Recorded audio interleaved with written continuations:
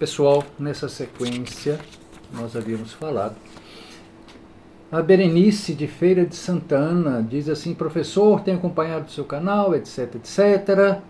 Muito bom, instrutivo, bonitas palavras, de forma simples, né, como a gente queria aí desde o início. Obrigado.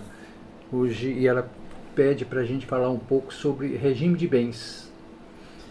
Antes de eu falar, pessoal, só para lembrar, se inscreva no nosso canal, por favor, compartilhe com as pessoas, deixe o seu like, isso vai nos ajudar muito, compartilhe, sugira novos temas e acione o sino lá para receber novas notificações, sempre às terças e quintas-feiras ao meio-dia, tá bem?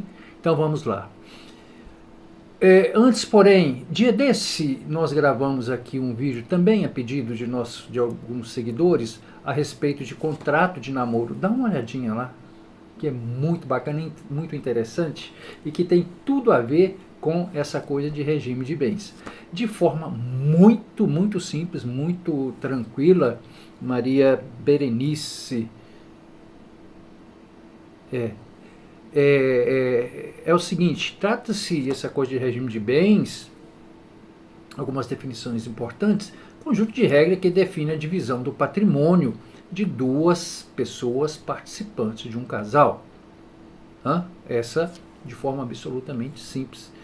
Agora, o que é isso? O que é esse regime? Pessoal, existem muitas dificuldades, por exemplo, quando de um divórcio, da dissolução desse casamento, né, dessa união, em relação à distribuição de patrimônio. Afinal de contas, de quem é o patrimônio? Se somente ele, no momento dessa união, somente ele tinha patrimônio, e a outra pessoa, ela não tinha nenhum patrimônio, e aí? Não é só ele e ela, né, pessoal? Não vamos entrar no mérito aqui. Como é que fica? Eu não entrei com nada nessa união, agora eu vou sair rico, rica e etc, etc. Muito complexo esse negócio.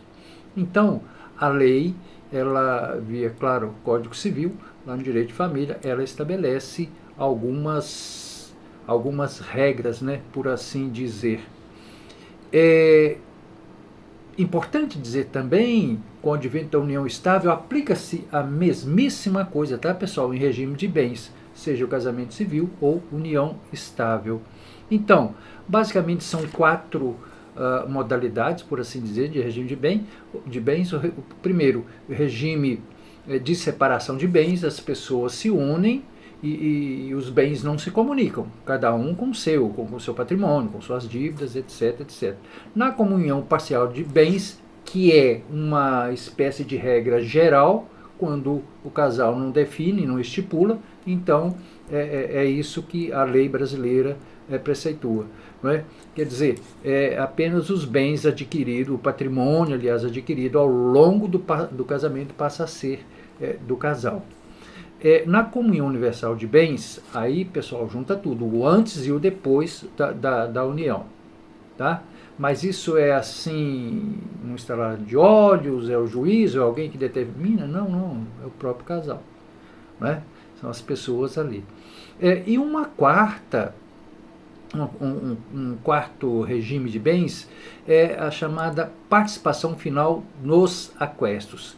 Ou seja, o patrimônio compartilhado, o patrimônio não é compartilhado ao longo do casamento. Não. Entretanto, no caso de uma dissolução dessa união, os bens que tenham sido adquiridos de forma onerosa, comprados, trocados, enfim, negociados, por exemplo, pelo casal, serão divididos. Tá? Aí surgem algumas perguntas interessantes. Como se definir o regime de bens de um casamento? Lei, né? Regido lá pelo Código Civil, ou por convenção lá das pessoas, das partes, né? Que escolhem definir o regime e por aí afora vai. É o que a gente chama de pacto antinupcial. Há uma outra regra que hoje é muito discutida, pessoal, nos tribunais, que é o seguinte: no caso de pessoas acima de 70 anos o regime seja de separação universal de bens. Todavia, o que se alega é o seguinte: olha, uma pessoa com 70 anos está muito lúcida, então ela tem como administrar o seu patrimônio e etc, etc. Por que isso? No passado, ou ainda, né, diz o seguinte, que imaginem, não é uma posição machista, mas imagine um senhor de 80 anos casar-se com uma mocinha de 20, ou o contrário, não é? Uma senhora de 80 casar-se com um rapazinho de 20 anos. Pessoal, isso eu sei que é uma bobagem, mas eu quero que vocês entendam o seguinte: não poderia surgir aí uma fraude, um golpe e por aí afora, não é? Então, essa aqui é a ideia. Regra de regime de bens também se aplica à união estável? Já dissemos que sim. Infidelidade gera algum tipo de impacto no regime de bens? Não gera. Uma pessoa pode ser forçada a alterar o regime de bens pelo outro cônjuge? Não, pessoal, não.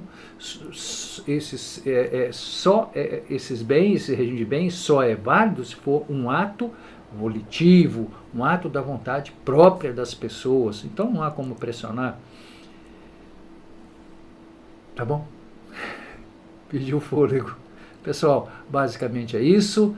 Muito obrigado por hoje. O nosso abraço aqui do professor JB, desse parceiro de vocês. Se inscreva no nosso canal. Obrigado e até a próxima.